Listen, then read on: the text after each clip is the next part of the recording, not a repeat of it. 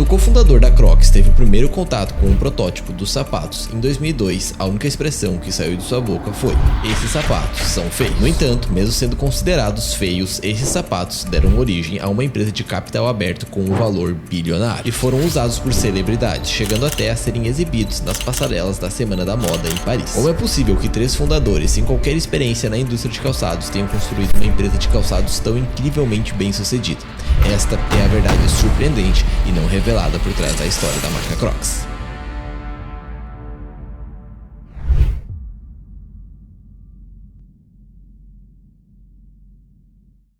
Em 2002, Lyndon Hansen estava em um momento de profunda desolação. Ele se encontrava dormindo no sofá de um amigo após a separação de sua esposa. Na mesma época, Lyndon também enfrentou a perda de seu emprego no ramo de marketing de hardware e o falecimento de sua mãe, vítima de câncer. Parecia que seus problemas não tinham fim. George Boudicca e Scott Simmons eram amigos de longa data de Lyndon e perceberam o quão desesperadamente ele precisava de um ânimo. Decidiram então organizar uma viagem de veleiro pelo Caribe juntos, na esperança de que isso ajudasse a esfriar um pouco a cabeça de Lyndon. Scott, um investidor de sucesso que mantinha seu êxito em silêncio, havia garantido uma vida confortável desenvolvendo e patenteando produtos. Na época dessa viagem, ele já estava semi-aposentado aos 48 anos. Durante o passeio, Scott propôs a Lyndon e a George que experimentassem um par de tamancos emborrachados que ele havia desenvolvido após descobrir algo semelhante durante uma viagem de negócios ao Canadá. A primeira versão do calçado foi criada por uma empresa de fabricação chamada Foam Creations Incorporated, com sede em Quebec. Curiosamente, os sapatos não eram feitos de borracha ou plástico, mas sim de uma resina especial que resistia a odores e água, além de proporcionar aderência em convés de barcos e moldar-se confortavelmente aos pés. A única observação que Scott fez em relação ao design foi a ausência de uma alça traseira, então ele mesmo acrescentou uma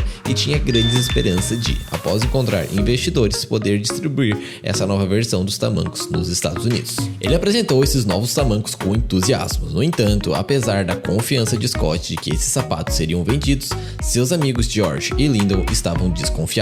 Os sapatos eram simplesmente horríveis. No entanto, depois de algum tempo usando sapatos que se revelaram surpreendentemente leves e incrivelmente confortáveis, eles mudaram completamente de ideia. Na verdade, ficaram tão impressionados que decidiram se envolver no negócio juntos. Batizaram a empresa de Crocs, uma vez que crocodilos, assim como esses sapatos, são capazes de se virar tanto em terra quanto em água. George, o terceiro amigo, também tinha suas conquistas. Ele teve uma infância difícil, mas começou seu próprio negócio de cortar grama aos 10 anos. Depois, tornou-se um estudante atleta exemplar com uma bolsa de estudos e em seguida adquiriu mais de 100 franquias da Domino's Pizza. E por último, ele também ocupou cargos executivos na rede de sanduíche Quisnos. Então, entre esses 3 amigos havia um nível razoável de experiência em negócios. O único problema era que nenhum deles realmente tinha conhecimento sobre o mercado de calçados.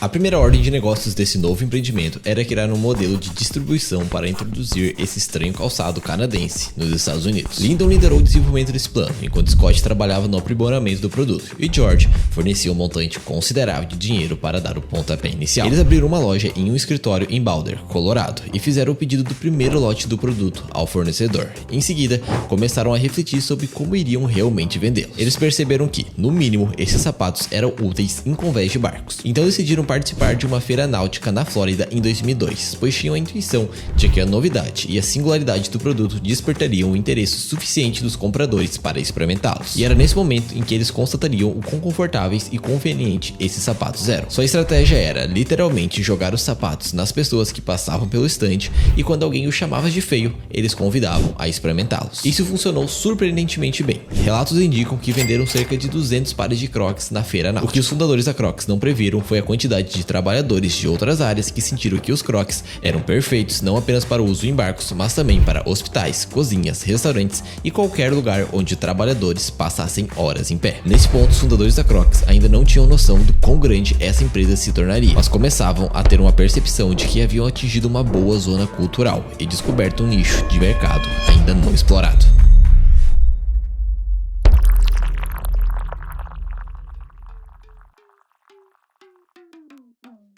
Apesar de alguns críticos se referirem a ela como uma moda infeliz destinada ao fracasso, a Crocs continuou a crescer em um ritmo constante. Havia muitos que acreditavam que sapatos como o Crocs eram apenas uma tendência passageira condenada ao fracasso. No entanto, eles não estavam fracassando. Em 2003, a Crocs vendeu 76 mil pares de sapato, e entre 2005 e 2006, sua receita aumentou 226%. Uma das jogadas mais perspicazes feitas pelos fundadores foi adquirir a Foam Creations Incorporated para obter os direitos exclusivos do material de espuma chamado Croslite, do qual os sapatos Crocs eram feitos. Outra jogada inteligente foi desenvolver um modelo único de distribuição e reposição, algo incomum na indústria de calçados da época. Em vez dos varejistas precisarem comprar os sapatos Crocs em grandes quantidades e posteriormente dar desconto nos pares que não tinham vendido, eles podiam adquirir poucas unidades, como 24 pares, e reabastecer quando necessário. Isso reduziu o risco para os varejistas e garantiu que várias lojas de diferentes tamanhos começassem a estocar os sapatos. Mesmo que muitas pessoas achassem os sapatos feios, o fato deles se destacarem pela feiura fazia com que pessoas falassem muito dele, e essa publicidade se mostrou extremamente valiosa. Afinal, a demanda por seus sapatos estava crescendo rapidamente, e em 2006 a Crocs realizou sua oferta pública inicial, que basicamente é sua estreia na bolsa de valores. Com isso, os donos vendem parte da empresa para os investidores, e logo de início a Crocs arrecadou 239 milhões de dólares, estabelecendo-se como a maior oferta pública inicial já realizada na indústria de calçados. Isso colocou seu valor de mercado um pouco acima de 1 bilhão de dólares. Embora todo esse crescimento rápido tenha gerado milhões para os fundadores da Crocs e seus primeiros investidores, também se mostrou desafiador acompanhar as demandas de uma expansão aparentemente interminável. Lindon comentou como o ritmo insano de expansão impactou todos os fundadores, que trabalhavam incansavelmente para fazer o negócio crescer. No entanto, parece que foi mais difícil para alguns fundadores do que para outros, pois mais tarde, em 2006, as coisas tomaram um rumo sombrio.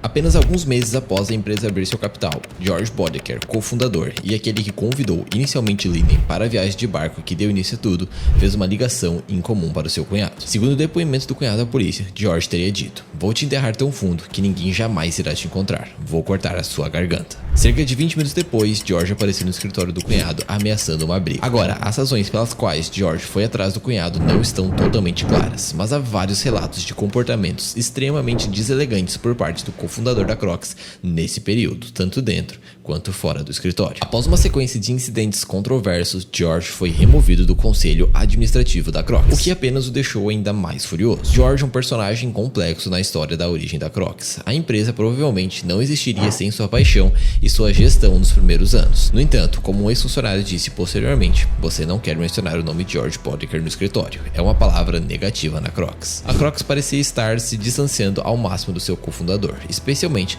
depois que, em 2012, George foi abordado pela polícia por supostamente dirigir sob a influência de álcool. Ele alegou que sua namorada estava dirigindo o carro e que sua namorada era a estrela pop Taylor Swift, apesar de ser evidente que ele não estava namorando Taylor Swift e de não haver mais ninguém no carro com ele. Ele simplesmente estava muito embriagado, o que certamente não foi uma boa imagem para a Crocs quando todas as manchetes sobre isso surgiram.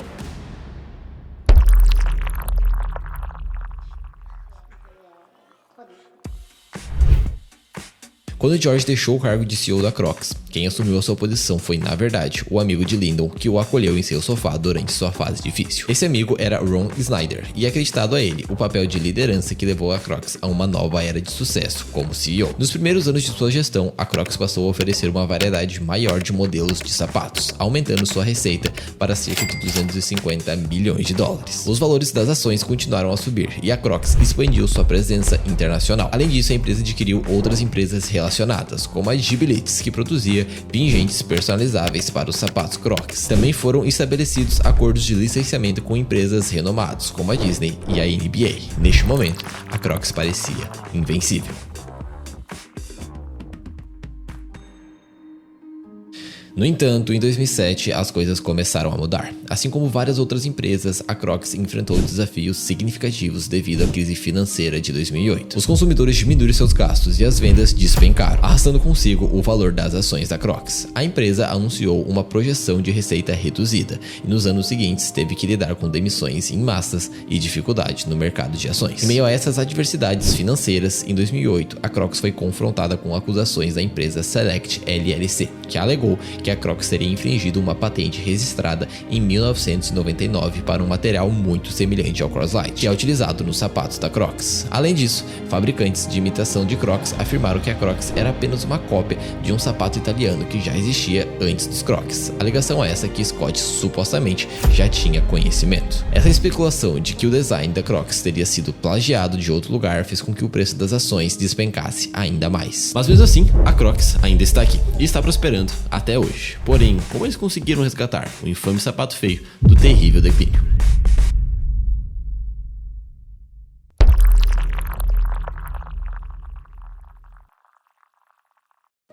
Embora o rápido crescimento possa parecer incrível à primeira vista, para a Crocs foi apenas a ponta de um iceberg insustentável. A super expansão e um excesso de estoque deixaram a empresa em um impasse entre os anos de 2008 e 2018. No entanto, de repente, as ações da Crocs começaram a se recuperar. Foi uma combinação de estratégias de marketing inteligente e aproveitamento do fato de que várias celebridades, como o ator Shia LaBeouf, estavam sendo fotografados usando seus sapatos. O interessante é que, em diferentes momentos, a Crocs tentou introduzir designs que não eram tão feios, visando atrair uma base de clientes mais amplas. No entanto, eles perceberam que seu verdadeiro poder residia na polarização. Não havia neutralidade em relação a Crocs, ou você amava ou você odiava. Com base nisso, a Crocs começou a promover mensagens de aceitação, individualidade e criatividade. O chefe de marketing da Crocs afirmou que os fãs da marca se viam como pessoas ousadas e únicas. Eles buscaram posicionar a Crocs como um calçado que transmitia uma atitude legal e despreocupada, sem se preocupar com a opinião dos outros. Para fortalecer essa imagem, a Crocs iniciou várias parcerias estratégicas com celebridades como Justin Bieber e Post Malone. Houve até mesmo uma colaboração com KFC, que incluía pingentes com aroma de frango frito, proporcionando uma experiência olfativa única.